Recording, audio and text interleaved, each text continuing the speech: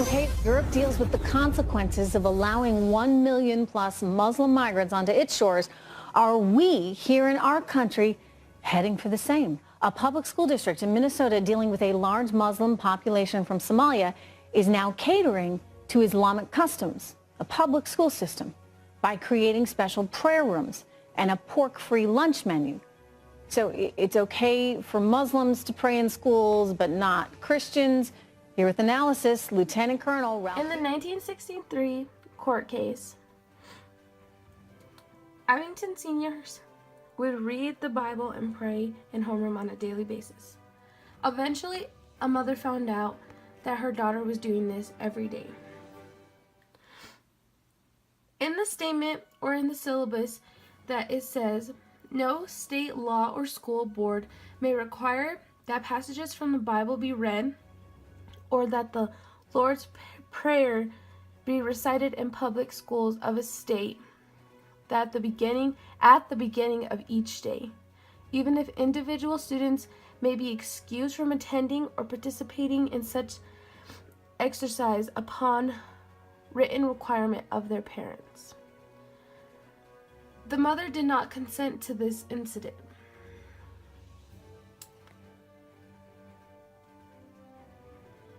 So she was not aware of what was happening in homeroom with her daughter. In this paragraph above, it is indicating whether or not the following should be allowed in public schools or not. The survey was done on 13 through 17-year-old teenagers. A spoken prayer that specifically mentions Jesus Christ.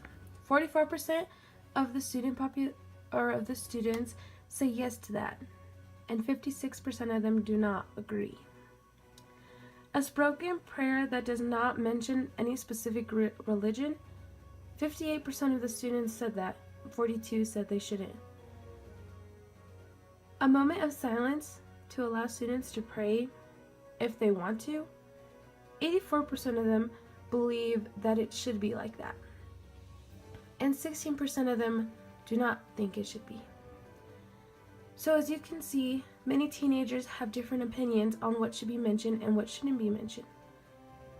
So would you like any of this to be mentioned in schools or not? I mean, it's really on your opinion, but this is what teenagers our age agree with and disagree with. A new development in that controversy over prayer during the graduation service at Medina Valley High School in Castroville.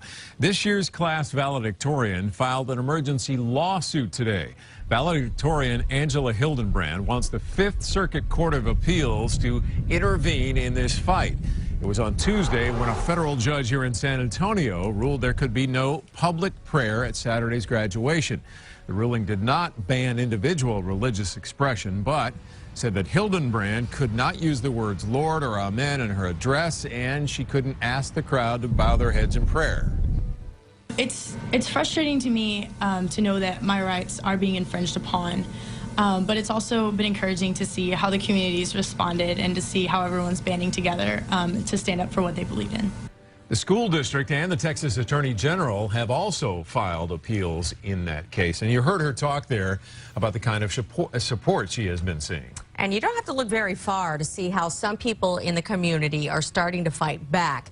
News 4 WOAI's Janet Kwok spent the day in Castroville. And Janet, I think we might know, but what is the overall reaction there? Well, so if you drive around town, you could probably see how some people feel about it because the message is literally painted on cars and businesses. Now, former Medina Valley High students say if the school can't pray, they'll show up, and they will. Corey Solis is a 2000 graduate of Medina Valley High. We're doing a thing about this whole prayer graduation. She and her boyfriend, Bobby Brashear, also an alum, have made it their personal mission to preserve prayer with a little shoe polish. We've gotten about 50, 60, maybe up to about 70 cars painted so far. And so far, she's even got dozens of people signed up on Facebook for a Lord's Prayer rally at this weekend's graduation. I'm just spreading the word that, you can't take that away from us. And by us, it means businesses, too. What an embodiment of the town, People in Castroville aren't shy. It's God country. About keeping God here and here. We're living in small town Texas. It's even inspired Bobby to write and post this song. There's the dirt road to the highway out of here. Because God lives here, and that's the title of the song, God Lives Here. No disrespect to the judge, no disrespect to legislature, no disrespect to the federal government. The fact of the matter is this is Castroville, Texas, and God does live here.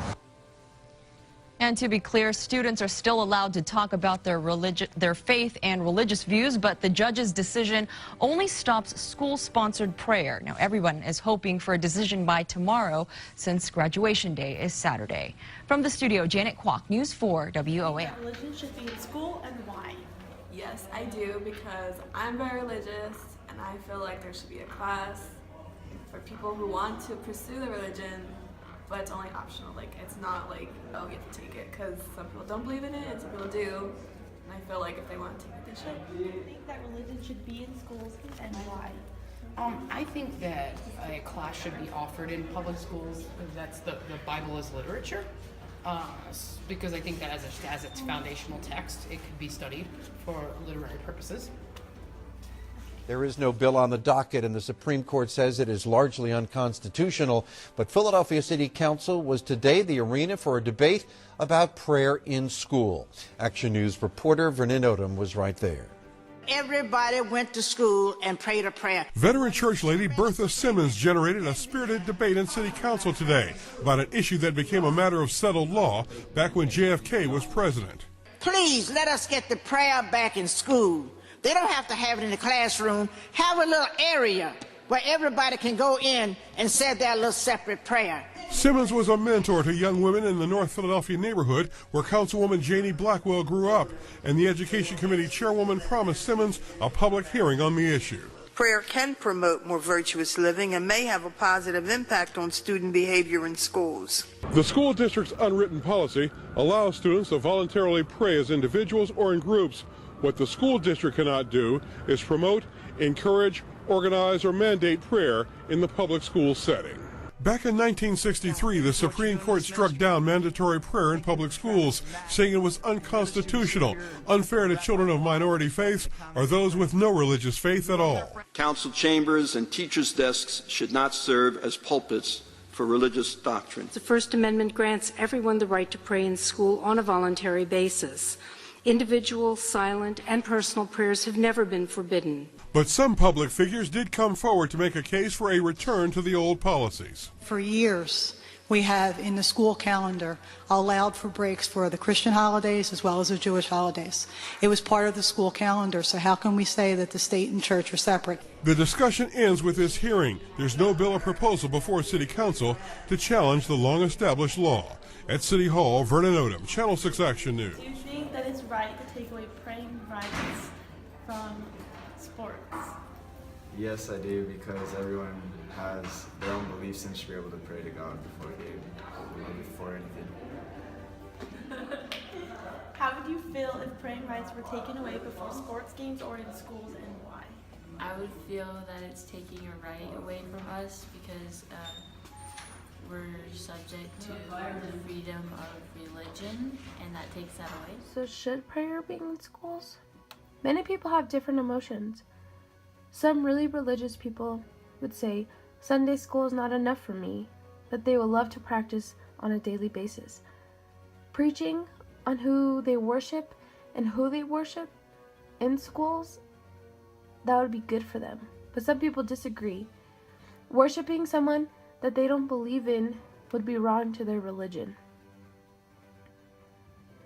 People have so many mixed emotions. Still, issues come up today. Many court cases are developed, and people don't really worry about the topic and how it can and may be a big deal nowadays. But some people just don't care. So you tell me, should prayer be in schools?